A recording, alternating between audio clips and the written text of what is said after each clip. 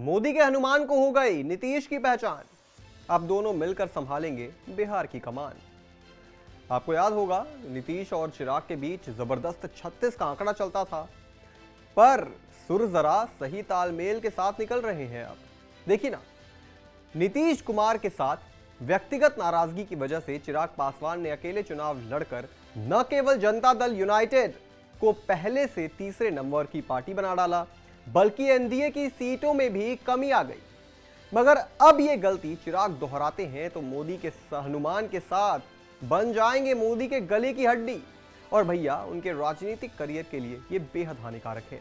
तो क्या आने वाले चुनाव से पहले नीतीश के बजरंगबली बन जाएंगे मोदी के हनुमान? बताएंगे आपको, पर उससे पहले आयोन भारत को सब्सक्राइब कर लीजिए।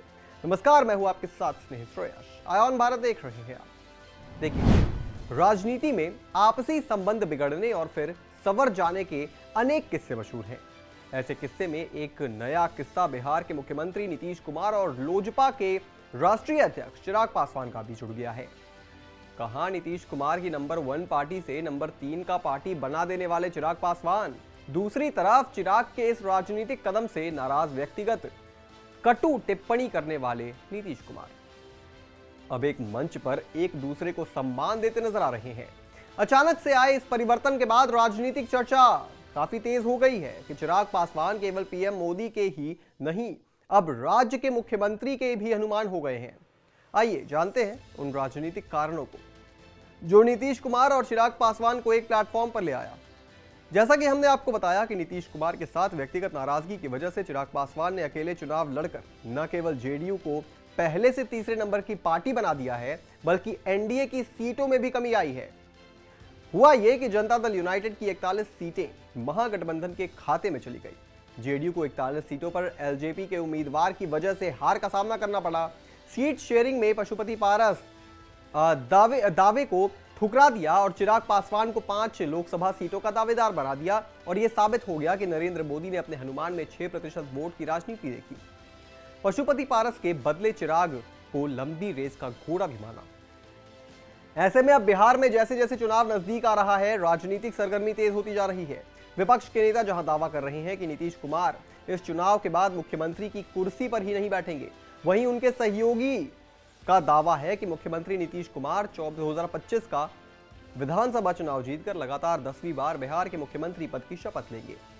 इस कड़ी में अब नया नाम खुद को पीएम मोदी का हनुमान बताने वाले चिराग पासवान ने किया है। शनिवार को मुख्यमंत्री नीतीश कुमार के जन्मदिन के मौके पर उन्होंने सीएम को बधाई देते हुए कहा कि 2025 के विधानसभा नतीजों के बाद एनडीए की सरकार बनेगी।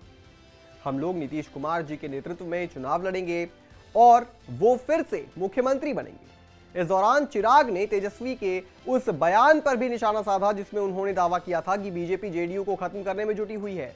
चिराग ने कहा कि नेता प्रतिपक्ष के पास इतनी जानकारी है तो उन्हें माननीय मुख्यमंत्री जी के साथ बैठकर बताना चाहिए कि चल क्या रहा है और क्या नहीं। ऐसी बेबुनियादी बातें करने का मतलब नहीं है कुछ भी। इसके साथ ही उन्होंने निशांत की राजनीति में एंट्री पर कहा कि यह फैसला किसी व्यक्ति विशेष को लेना है। निशांत कुमार, जो कि उन्हें तय करना होगा कि वो राजनीति में आना चाहते हैं या नहीं। अगर आना है तो कब और कैसे आना है, यह फैसला निशांत कुमार को लेना है। अगर वो राजनीति में आते हैं तो हम उनका स्वागत करेंगे, और इन बयानबाजी के पीछे भी कारण है। नीतीश कुमार ज्यादा दिन तक नाराज रहने वाले नेता नहीं है। उपेंद्र कुशवाहा कई बार नाराज हुए, फिर गले मिले। राजीव रंजन उर्फ ललन सिंह नाराज हुए, पार्टी छोड़ दी, कांग्रेस में चले गए और फिर साथ आ गए। लालू यादव, जिन्होंने नीतीश कुमार के बारे में क्या क्या नहीं कहा, मगर वो सब कुछ भूलकर लालू जी के साथ हो गए। राजनीतिक जरूरत को देखते हुए नीतीश कुमार संबंधों में लचीलापन बनाए रखते हैं। अगर नीतीश फिर से सीएम बनना चाहते हैं तो मंच पर गठबंधन के नेताओं का कद बढ़ना एक जरूरत भी है।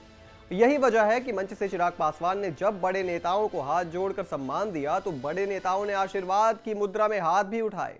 और आज बिहार की राजनीति की यही जरूरत है, क्योंकि पिछले विधानसभा चुनाव में आरजेडी ने कड़ी टक्कर दी थी और बिहार की सबसे बड़ी पार्टी बनकर उभरी। तो इस बार कहीं आपसी टकराव में बिहार की सत्ता परिवर्तित न हो जाए। इस पूरी खबर पर आप क्या सोचते हैं दोस्तों, हमें कमेंट करके जरूर बताएं, और तमाम बड़ी खबरों से जुड़े रहने के लिए आप देखते रहें आयोन भारत।